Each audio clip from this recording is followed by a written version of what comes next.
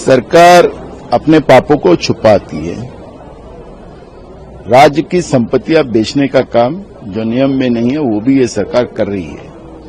आज ही एक घटना आपको मुंबई महानगर पालिका में हुई है। महेश पाटिल नाम के एक सह आयुक्त को जबरदस्ती उसको 1 महीने की छुट्टी पे भेजा गया है।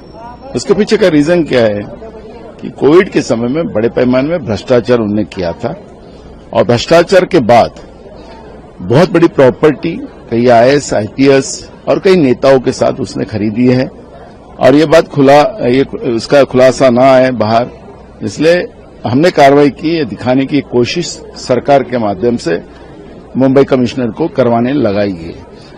तो इसी तरह पार्थ पवार का भी प्रकरण जो है, सरकार सरकारी जमीनों को इस तरह से और जनता के पैसे की इस तरह से लूट जो मचाई है, उसका परिणाम है कि कल मुंबई हाईकोर्ट ने आदेश दिया है और सरकार को लताड़ा है कि पार्थ पवार उसमें उस केस में उसके ऊपर एफआईआर क्यों दर्ज नहीं किया, इस तरह का माननीय कोर्ट ने आदेश दिया है। कहीं न कहीं पॉलिटिकल प्रेशर का यूज बिल्कुल है। ये सरकार लुटेरू सरकार है, भ्रष्टाचारी सरकार है, जनता की तिजोरी लूट रही है और ये कल के कोर्ट के आदेश से स्पष्ट हुआ है। कल पार्लियामेंट में अमित शाह की तरफ से एक गलत वर्ड का यूज किया गया है।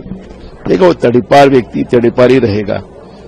पार्लियामेंट में गृह मंत्री अमित शाह जिस तरह से बर्ताव कल कर रहे थे, क्योंकि जिस तरह से वोटों की चोरी वो लोग कर रहे हैं और वो चोरी पकड़ी गई है, तो डर के मारे, क्योंकि राहुल जी ने कहा है कि इनके ऊपर राष्ट्रद्रोह लगना चाहिए, चोरी कर रहे हैं उनको, तो उससे डर गया और डर के विषय से उस तरह से अनपार्लियामेंट्री जो वर्ड बोलते हैं, मैं तो नहीं बोलूंगा, लेकिन अनपार्लियामेंट्री वर्ड उसने बोला है। ये तो बात सबके सामने आई है, स्पष्ट है, पार्लियामेंट के रिकॉर्ड पे है।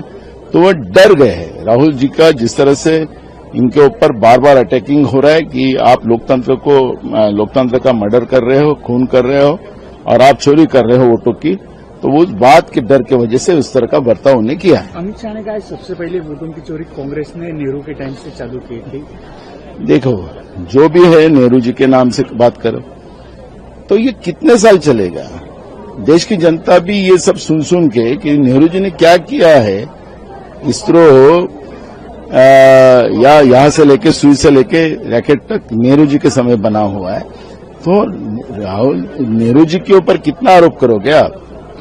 लोकतांत्रिक व्यवस्था को अगर कांग्रेस का इतिहास जिनको पता नहीं होगा, इसलिए मैं उनको और बताना चाहूंगा कि कांग्रेस ने ही देश की संवैधानिक व्यवस्था और लोकतंत्र को संभाला है।